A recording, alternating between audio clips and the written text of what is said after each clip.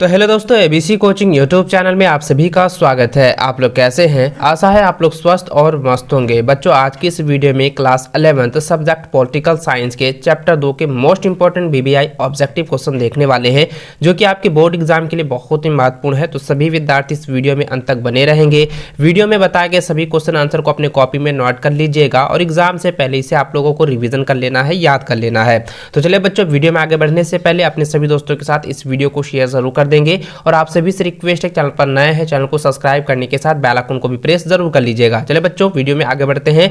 तो देखिए बच्चों, सबसे पहला जो सवाल दिया गया है आप हमारे स्क्रीन पर देख सकते हैं। पहला प्रश्न है कि किस देश के संविधान में सर्वप्रथम मौलिक अधिकार का समावेशन किया गया? तो इसका आंसर हो जाएगा अमेरिका। ऑप्शन जो है ए उसका सही उत्तर होगा। अगला सवाल है कि भारतीय जनता का अनिवार्य स्वतंत्रताओं का अधिकार पत्र निम्न में से किसे माना जाता है? तो इसका आंसर हो जाएगा मौलिक अधिकार जो है माना जाता है। ऑप्शन बी इसका सही उत्तर होगा, मौलिक अधिकार। अगला सवाल है कि संविधान द्वारा नागरिकों को प्रदत्त मूल अधिकारों की संख्या कितनी है? तो देखिए दोस्तों, यहाँ पे संविधान द्वारा नागरिकों को प्रदान किए गए मूल अधिकारों की संख्या बतानी है। तो मूल अधिकार जो है टोटल कितने हैं? 6 हैं। ऑप्शन जो है इसका सही उत्तर होगा। अगला सवाल है कि किस संवैधानिक संशोधन द्वारा संपत्ति को मौलिक अधिकार से हटाकर कानूनी अधिकार बनाया गया है? तो इसका आंसर हो जाएगा 44वें संशोधन में। ठीक है, याद रखेंगे, संविधान के 44वें संशोधन में जो है संपत्ति को मौलिक अधिकार से हटाकर कानूनी अधिकार बनाया गया है। ठीक है, ऑप्शन जो है इसका सही उत्तर होगा। अगला सवाल है कि संपत्ति का अधिकार अभी क्या है? तो संपत्ति का अधिकार क्या है? ये कानूनी अधिकार है। ठीक है, पहले जो है इसे जो है मौलिक अधिकार कहा जाता था, लेकिन दोस्तों 44वें संशोधन के बाद जो है इसे जो है संपत्ति को जो है ये जो है कानूनी अधिकार में रखा गया है। ठीक है, ऑप्शन सी इसका सही उत्तर होगा। अगला सवाल है कि भारतीय संविधान में नीति निर्देशक तत्व किस देश के संविधान से लिया गया है? तो बच्चों इसका सही उत्तर हो जाएगा ऑप्शन बी हो जाएगा आयरलैंड। ऑप्शन बी इसका सही उत्तर होगा। अगला सवाल है कि भारतीय संविधान के किस अनुच्छेद में नीति निर्देशक तत्वों का वर्णन है? तो इसका आंसर हो जाएगा 36 से 51 तक। ऑप्शन ए इसका सही उत्तर होगा। अगला सवाल है कि नेहरू समिति ने अधिकारों का घोषणा पत्र किस वर्ष प्रस्तुत किया था? तो इसका आंसर हो जाएगा 1928 को जो है प्रस्तुत किया था। ऑप्शन सी इसका सही उत्तर होगा। अगला सवाल है कि किस वर्ष भारतीय संविधान में धर्मनिरपेक्षता का समावेश किया गया? तो समावेश जो है कब किया गया था बच्चों? तो इसका आंसर हो जाएगा 1976 को। ठीक है, 1976 को जो है समावेशन किया गया था। ऑप्शन 20 का सही उत्तर होगा। अगला सवाल दोस्तों दिया गया है कि राष्ट्रीय मानवाधिकार आयोग का गठन जो है कब किया गया?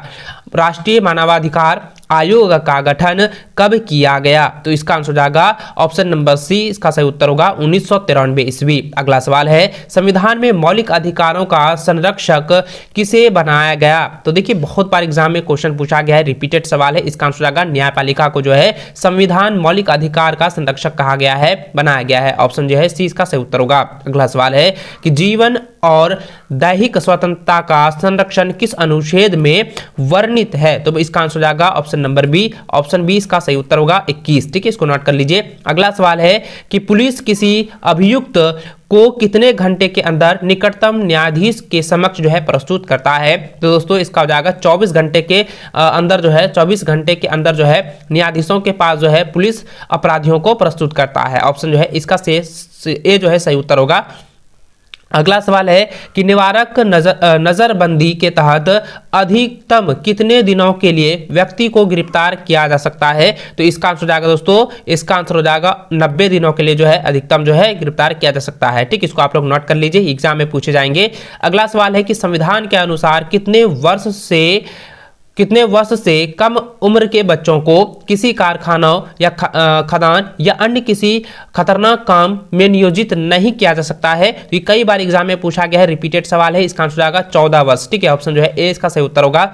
अगला सवाल है कि भारतीय संविधान के अनुच्छेद 32 में किस अधिकार का वर्णन है? तो अनुच्छेद 32 में जो है किस कानून का जो है वर्णन किया गया है, किस नियम का जो है वर्णन किया गया है, ये सवाल पूछा गया है। तो इसका आंसर क्या हो जाएगा बच्चों? इसका आंसर हो जाएगा संवैधानिक उपचारों का अधिकार के बारे में अनुच्छेद 32 में जो है ये संशोधन किया गया है, अधिकार का जो है वर्णन किया गया है। ठीक है, ऑप्शन जो है डी इसका सही उत्तर होगा। अगला सवाल दिया गया है कि राज्य के नीति निर्देशक तत्व भारतीय संविधान के किस भाग में उल्लेखित है। तो बच्चों इसका आंसर हो जाएगा 4 भाग में जो है उल्लेखित है, ऑप्शन जो है डी इसका सही उत्तर होगा।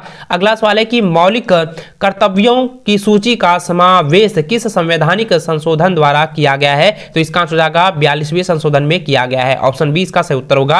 अगला सवाल है कि किन के विचारों से यह प्राप्त होता है कि अधिकारों में स्वतंत्रता और समानता दोनों ही निहित है? तो बच्चों कई बार एग्जाम में क्वेश्चन पूछा गया, रिपीटेड सवाल है, इसका आंसर हो जाएगा ज्योतिबा राव फूले, ऑप्शन ए इसका सही उत्तर होगा।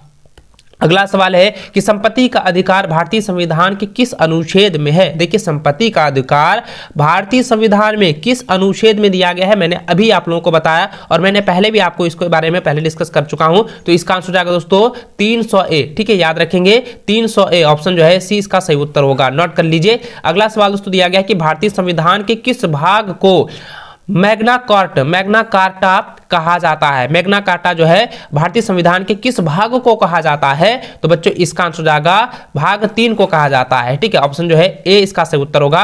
अगला सवाल है कि शिक्षा का अधिकार भारतीय संविधान के किस अनुच्छेद में वर्णन किया गया है? तो इसका आंसर क्या हो जाएगा बच्चों? इसका आंसर हो जाएगा अनुच्छेद 21A में जो है इसका वर्णन किया गया है। एजुकेशन के बारे में, एजुकेशन का अधिकार जो है भारतीय संविधान के अनुच्छेद 21 में ए में किया गया है, ऑप्शन ए इसका सही उत्तर होगा। अगला सवाल दोस्तों दिया गया है कि अस्पृश्यता का अंत भारतीय संविधान के किस अनुच्छेद में वर्णित है? कई बार एग्जाम में पूछा गया है, इसका आंसर हो जाएगा अनुच्छेद 17, ठीक, इसको नोट कर लीजिएगा दोस्तों, आप इसको अच्छे से याद कर लीजिएगा क्योंकि इसी में से बहुत सारे क्वेश्चन आपके डायरेक्ट बोर्ड एग्जाम में दिए जाएंगे। अगला सवाल है कि अनुच्छेद 21A को भारतीय संविधान के किस संशोधन द्वारा जोड़ा गया है? तो किस संशोधन के द्वारा जो है जोड़ा गया है? तो इसका आंसर हो जाएगा